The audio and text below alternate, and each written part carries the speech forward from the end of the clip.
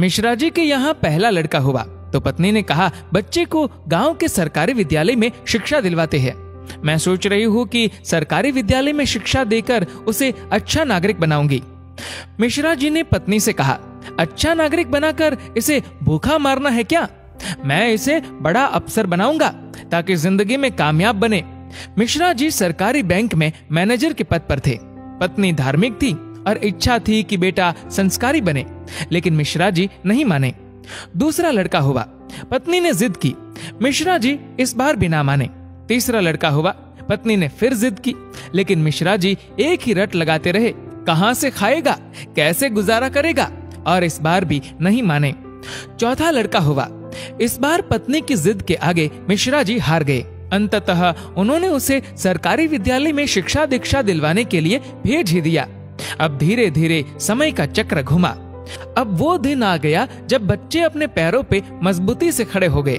पहले तीनों लड़कों ने मेहनत करके सरकारी नौकरियां हासिल कर ली। पहला डॉक्टर, दूसरा बैंक मैनेजर, तीसरा एक गवर्नमेंट कंपनी में ऑफिसर के पद पर जॉब करने लगा। एक दिन की बात है, मिश्रा जी पत्नी से बोले, अरे भाग्यवान, देखा मेरे तीनों होनहार बेटे सरकारी पदों पे लग गए ना, अच्छी कमाई भी कर रहे हैं।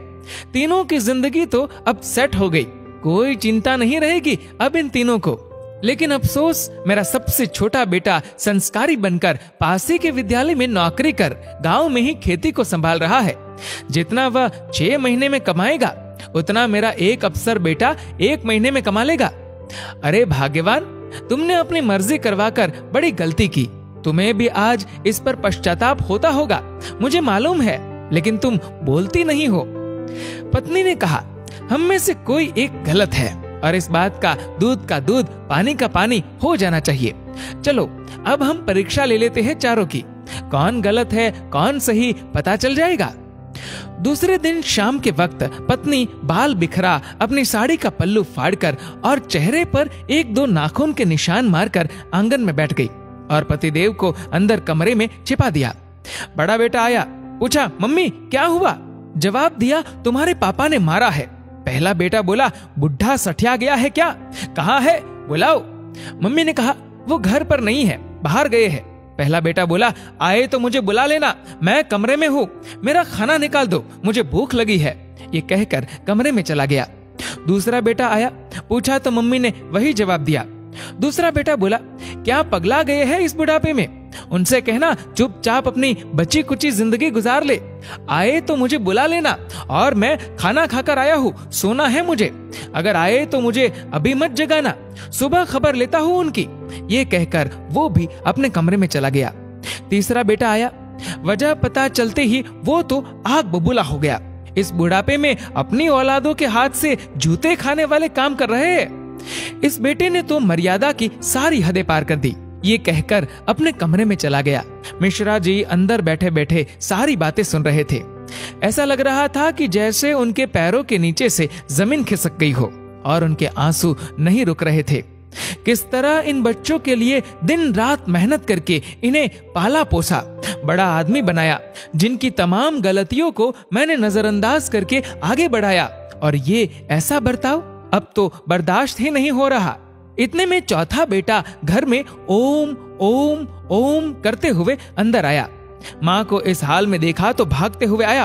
पूछा तो माँ ने अब गंदे गंदे शब्दों में अपने पति को बुरा भला कहा। तो चौथे बेटे ने माँ का हाथ पकड़कर समझाया कि माँ, आप पिताश्री की अर्धांगिनी हो, वो आपके बिना अधूरे है।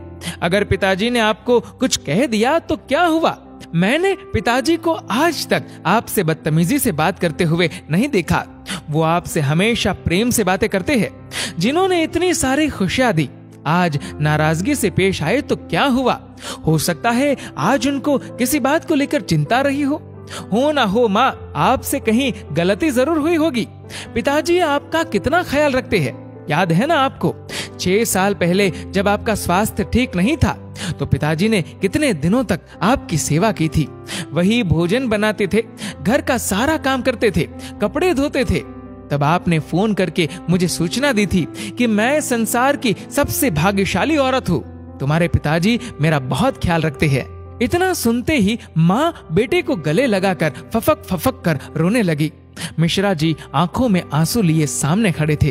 अब बताइए, क्या कहेंगे आप मेरे फैसले पर? पत्नी ने मिश्रा जी से पूछा। मिश्रा जी ने तुरंत अपने बेटे को गले लगा लिया।